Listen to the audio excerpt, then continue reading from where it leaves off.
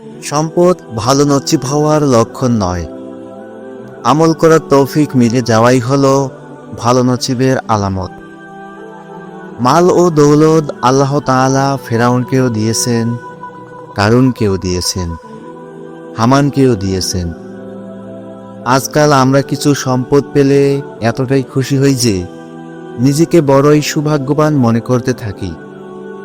নামাজ ছুটে গেলেও তাতেও কোনো টেনশন নেই। অথচ আল্লাহ যখন কোনো বান্দার উপর নারাজ হন, তার কাছ থেকে রিজিক ছিনিয়ে নেন না। আল্লাহ যখন কারো উপর নারাজ হন, তখন তার কাছ থেকে সেজদার তৌফিক ছিনিয়ে নেন। আল্লাহ যখন নারাজ হন, তখন তার জন্য অক্সিজেন বন্ধ করে দেন না।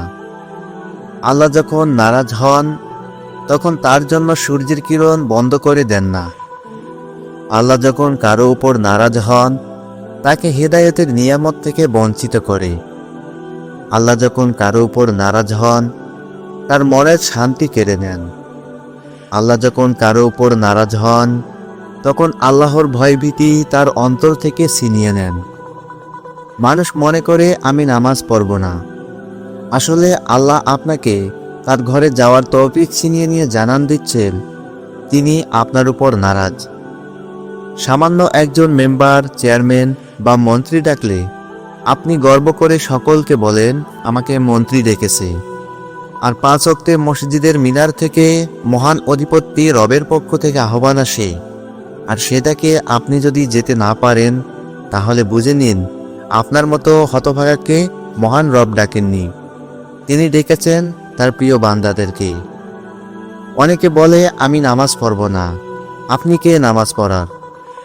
বরং আপনার মতো মানুষকে আল্লাহ তার সিজদার জন্য যোগ্যই মনে করেননি। সেজন্য হজরতে আব্দুল্লাহ আলভি রহমতুল্লাহ আলাইহি বলেছেন, যদি কারো ব্যাপারে জানার ইচ্ছা হয় যে সে আল্লাহর রহমতের নজর থেকে মাহরুম কিনা, তাহলে দেখো সে গুনাহে ডুবে থাকে কিনা। যদি গুনাহে ডুবে থাকে, তাহলে বুঝে নাও সে আল্লাহর রহমতের নজর থেকে বঞ্চিত। আল্লাহর প্রিয় বান্দারা যে হালতে আছেন, সে হালতে আল্লাহর শুকর আদায় করেন। আপনি মেহনত করছেন, কষ্ট করছেন, তারপরেও যদি আপনার রিজিক খুবই কম হয়, কামাই খুবই কম হয়, আপনি এর জন্য আল্লাহর কাছে নাশকর করবেন না, বরং সন্তুষ্টি প্রকাশ করুন। দেখবেন আল্লাহ তাআলা নিয়ামত বাড়িয়ে দিবেন। ওমর ইবনুল খাত্তাব রাদিয়াল্লাহু তাআলা আনহু এর বর্ণনায় এসেছে, রাসূল সাল্লাল্লাহু আলাইহি ওয়াসাল্লামের ঘরের বিবরণে পাওয়া যায়, তিনি বললেন, রাসূল সাল্লাল্লাহু আলাইহি ওয়াসাল্লাম একটি চাটাইয়ের উপর শুয়েছিলেন। চাটাইয়ের উপর কিছুই ছিল না।